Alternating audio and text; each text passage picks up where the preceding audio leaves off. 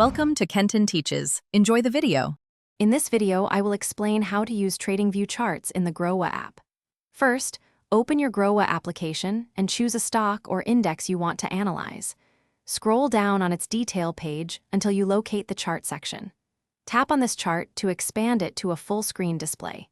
Then, simply look for and tap the TradingView option to switch to its advanced charting interface. This simple step unlocks powerful analytical tools for your investments.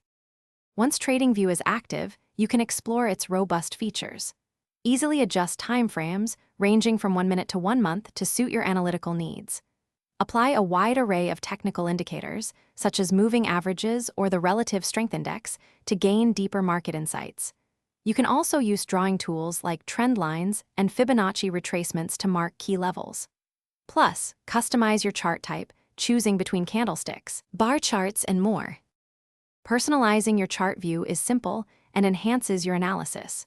You can save your favorite chart layouts, ensuring quick access to your preferred settings for future sessions. Easily change color schemes and other visual elements to create a comfortable viewing experience. Add multiple indicators simultaneously to gain diverse analytical perspectives. Furthermore, set up alerts for specific price levels or when indicators cross, helping you stay informed about market movements without constant monitoring. To maximize your charting experience, consider these advanced tips. Combine 2 or 3 complementary indicators to generate more robust and reliable trading signals. Practice analyzing the same asset across different timeframes, from 5 minutes to daily, to confirm overall trends and reduce false signals. Always backtest your trading strategies using historical data available on the chart.